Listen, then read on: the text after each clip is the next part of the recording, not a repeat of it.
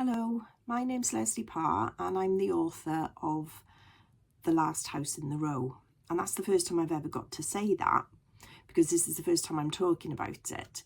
It's also the first time I've written a book for Barrington Stoke, which I'm very excited about because I've wanted to do that for a long time.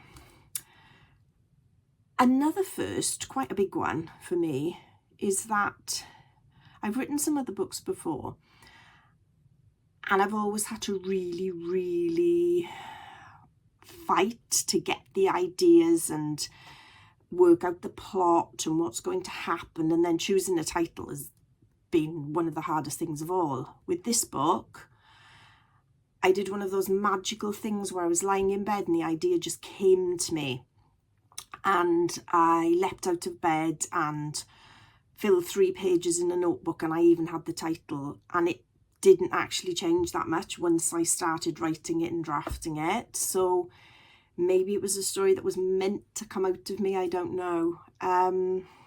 The idea is that it's sort of based on 2 old ladies who lived very near me and in my street when I was growing up.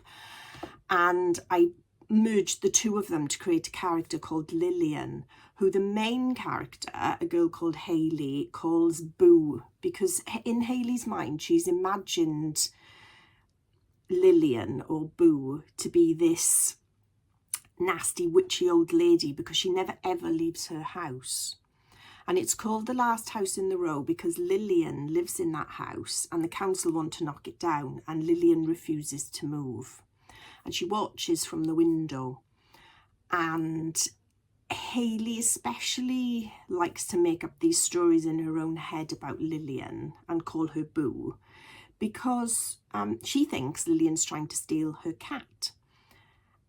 Because Hayley's cat, who's called Judy Garland, named after the actress, who, if you don't think you know who she is, if you've seen The Wizard of Oz, the version from 1939, she plays Dorothy in that, so you may know her from that. And Hayley's cat, Judy Garland, likes to go into Lillian's garden, and Hayley's really cross about that. But something happens that changes things, and Lillian and Hayley get to know each other and they actually become friends. So it's a story about how people can surprise us in a really good way if we give them a chance.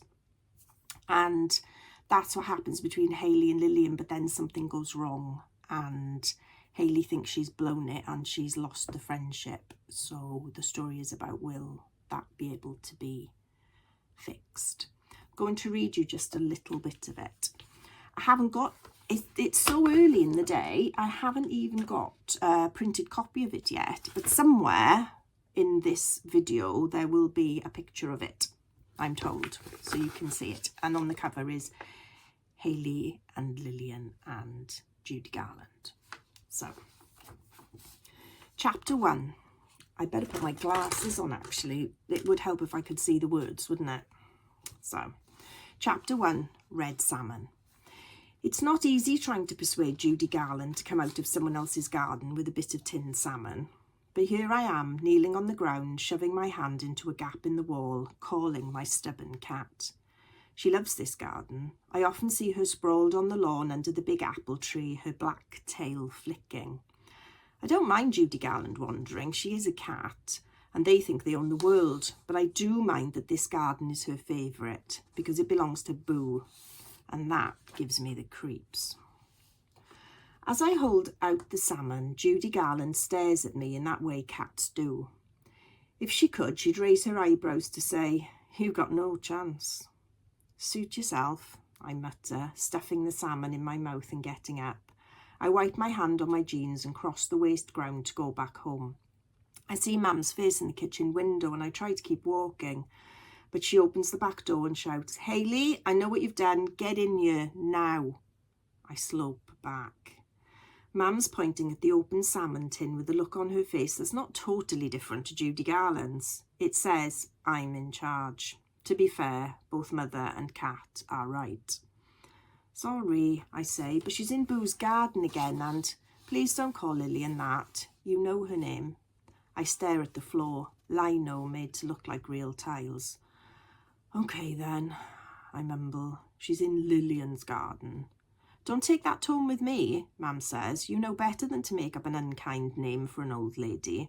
She scrapes the rest of the salmon into a plastic container and snaps on the lid. We'll have to eat this tonight now. I was saving it for Sunday tea, Mam huffs. And it's red. She's annoyed because red salmon is the more expensive kind and we don't have it very often. I prefer pink anyway, I say. Mam puts the container in the fridge, so that makes it all right to feed it to the cat, does it? I didn't. Only because she didn't want it, Mam splutters. Honestly, Hayley, I could do without the back chat. I shove my hands deep into my jeans pockets. Sorry. I go to my bedroom and crawl over the end of the bed to sit on the wide windowsill. I put my back against the wall, feet up, to look at the mountain and the rows of houses on it. So many houses, all the way down to the flat part of the valley where we live. And there's the lane, the waste ground, the church and the graveyard. I can even see some of the tallest headstones and crosses. And I can see her house, Boo's house. I don't care what Mam says, I'm not calling her Lillian, not when she's trying to steal my cat. I bet she lures Judy Garland in there. I bet my cat didn't want salmon because she's full of whatever Boo has been feeding her. I can't see into the garden from here, but I can imagine it all. I pick up my script and go over the lines again. My youth club, the Earth, is putting on a production of Little Women, and I have to get the part of Jo March. It's the lead role. The auditions are in half term, so less than a month away. It's a pity I don't go to secondary school till next year because I'll have proper drama lessons then. I like the idea of being an actress. Dad reckons I'd be great as I already love creating drama.